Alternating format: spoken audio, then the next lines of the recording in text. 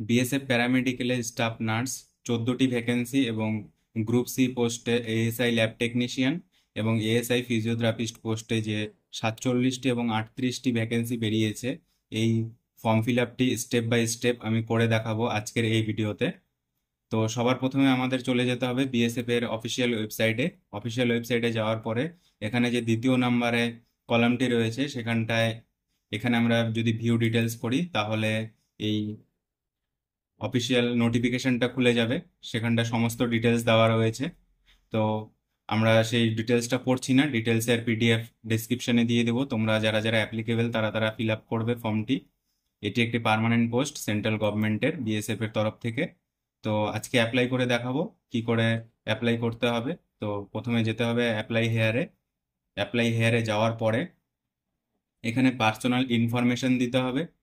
Second হচ্ছে address details দিতে হবে, others details, qualification details, working experience, certificate and documents এবং আদার্স ক্রাইটেরিয়া যেগুলো আছে প্রত্যেকটা কিন্তু আমি একটা একটা করে আজকের এই ভিডিওতে তোমাদেরকে দেখাবো।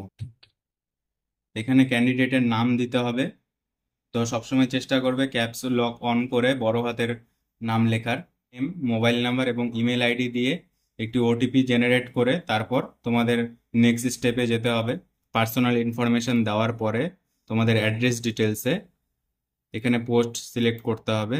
পোস্ট হচ্ছে কি কি পোস্টে 3টে পোস্ট আছে প্যারামেডিক্যালের, ASI lab technician group C, ASI physiotherapist group C এবং স্টাফ নার্স গ্রুপ বি। তো আমি অ্যাপ্লাই করবো এএসআই ল্যাব টেকনিশিয়ান। তোমাদের ফিল আপ করে নিতে হবে কোয়ালিফিকেশন 10+2 সেকেন্ডারি এডুকেশন, এখানে সিলেক্ট করতে হবে yes. Diploma in medical laboratory technology from a recognise institution of central or state government. তোমরা যদি সেন্ট্রালের যে কোনো ইনস্টিটিউট থেকে diploma in medical laboratory technology কোর্সটি করো তাহলেও চলবে, বা স্টেট গভর্নমেন্টের যে কোনো কলেজ থেকে করলেও চলবে। তো এখানে ইয়েস করতে হবে। দেন তোমাদের ফিজিক্যাল স্ট্যান্ডার্ড করতে হবে।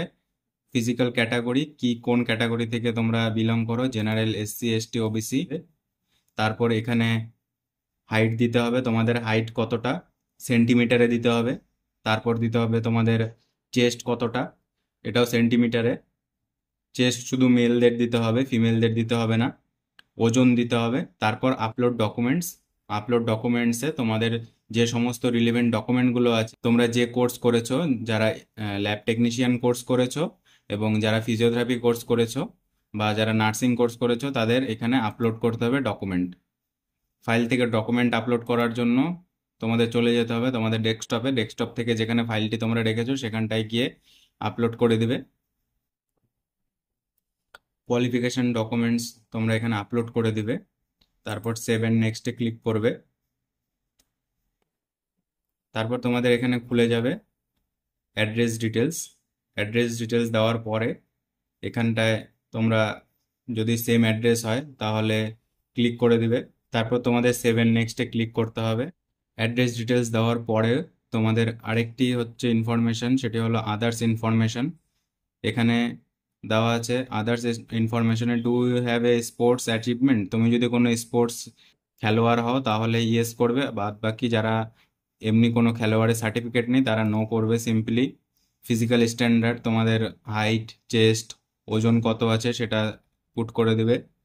তারপর তোমাদের এখানে কি লেখা আছে, is there any criminal case pending against you. তোমার বিরুদ্ধে যদি কোনো কেস থাকে তাহলে তুমি এখানে ইয়েস করতে পারো, নচেত নো করবে। তারপর এগুলো তো সব নো নো করে সেভেন নেক্সটে ক্লিক করবে।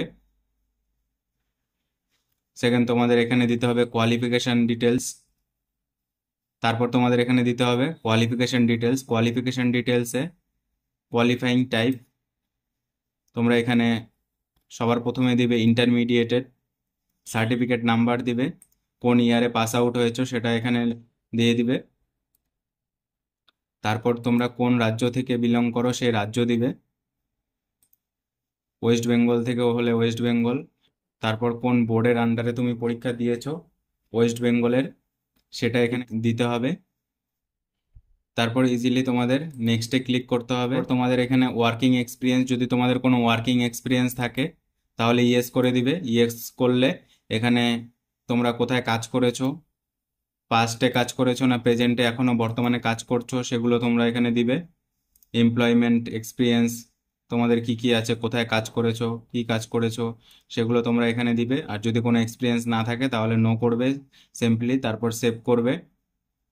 সেভ করে যদি নেক্সটে ক্লিক করো তাহলে চলে যাবে তোমাদের সার্টিফিকেট অ্যান্ড ডকুমেন্ট আপলোডেশন।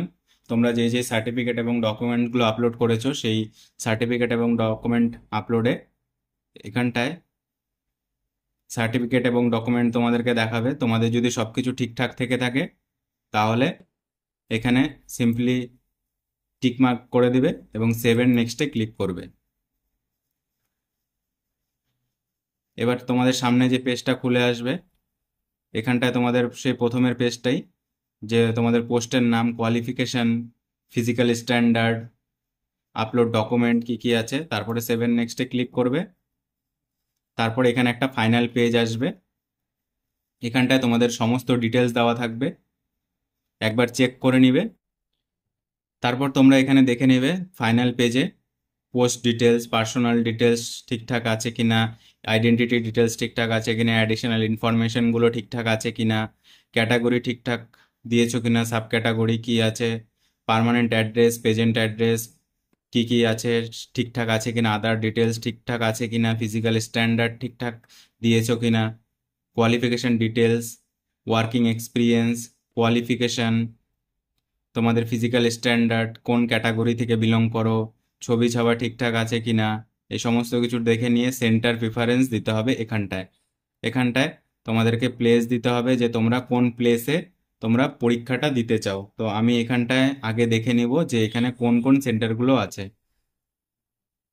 আমি এখানে সিলেক্ট করব কলকাতা, যেহেতু শিলিগুড়ি নেই, শিলিগুড়ি থাকলে ভালো হতো, তাই আমি এখানে কলকাতা সিলেক্ট করব। কলকাতা সিলেক্ট করার পরে আমি এখানে সিম্পলি লিখে দেব কলকাতা।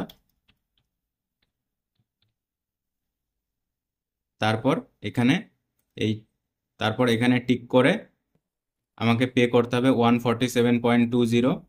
তারপর পে নাওয়ে ক্লিক করলে আই এগ্রি টু পে করে তোমরা ফর্ম ফিল আপটি কমপ্লিট করে দেবে।